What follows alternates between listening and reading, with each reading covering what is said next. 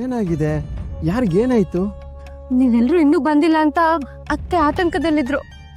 ಗುರುರಾಜ, ಯಾಕಪ್ಪ ತಡ ಆಯ್ತು? ವೆಂಕಟನಾಥ ಸರಸ್ವತಿಯಲ್ಲಿ ಅವ್ರಿನ್ನೂ ಬಂದಿಲ್ವಾ? ಬಿಲ್ವಾ ಅಂದ್ರೆ ಏನೋ ನಿನ್ ಮಾತಿನ ಅರ್ಥ? ಅತ್ತೆಯವರೇ, ಅವ್ರ ಗಾಡಿ ನಮ್ಗಿಂತ ಮೊದಲೇ ಬಂತಲ್ಲ ಅಂತ ಅನ್ಕೊಂಡ್ವಿ ನಾವು.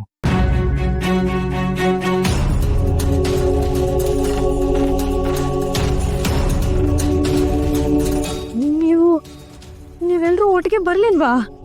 ಗುರುರಾಜ, ಹೋಗ್ಬೇಕಾದ್ರೆ ನಿಂಗೆ ಸಾರಿ ಸಾರಿ ಹೇಳಿದ್ದೀನಿ, ಅವರು ಹೊಸದಾಗಿ ಮದ್ವೆ ಆಗಿರೋ ಗಂಡು ಹೆಣ್ಣು, ನೀನು ಅವ್ರ ಜೊತೆನೆ ಇರಬೇಕು ಅಂತ.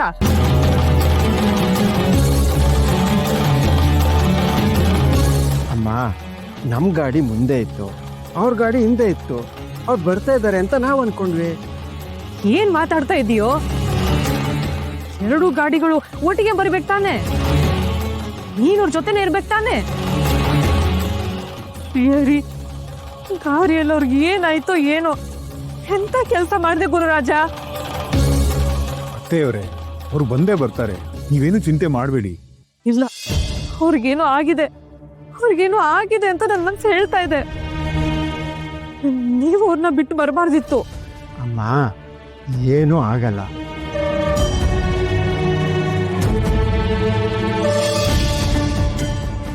ಸರಿ, ನೀನು ಹೇಳ್ದಾಗೆ ನಾವು ಅವ್ರನ್ನ ಬಿಟ್ಟು ಬಂದಿದ್ದು ತಪ್ಪು ಮಾಡಿದ್ವಿ. ಸ್ವಲ್ಪ ಹೊತ್ತು ಕಾಯೋಣ, ಬಂದಿಲ್ಲ ಅಂದ್ರೆ ನಾವೇ ಹೋಗಿ ಹುಡುಕ್ತೀವಿ. ಶ್ರೀಹರಿ, ಶ್ರೀಹರಿ, ಅವ್ರಿಗೇನು ಆಗದೆ ಇರೋ ಹಾಗೆ ನನ್ನ ಮಗ ಸೊಸೆನ ನೀನೇ ಕಾಪಾಡ್ಬೇಕಪ್ಪ. ಏನೇ ಇರ್ಲಿ, ನೀವ್ ಜೊತೆಲೆ ಬರ್ಬೇಕಿತ್ತು.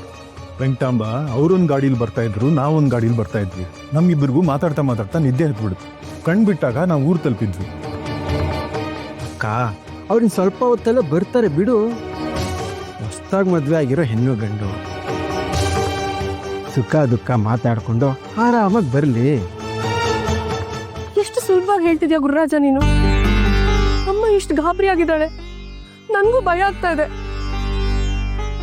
ನೀವು ಬಂದು ಇಷ್ಟೊತ್ತಾದ್ರೂ ಅವ್ರು ಬಂದಿಲ್ಲ ಅಂದ್ರೆ ನನಗೂ ಏನೋ ತೊಂದರೆ ಆಗಿದೆ ಅಂತ ಅನ್ನಿಸ್ತಾ ಇದೆ.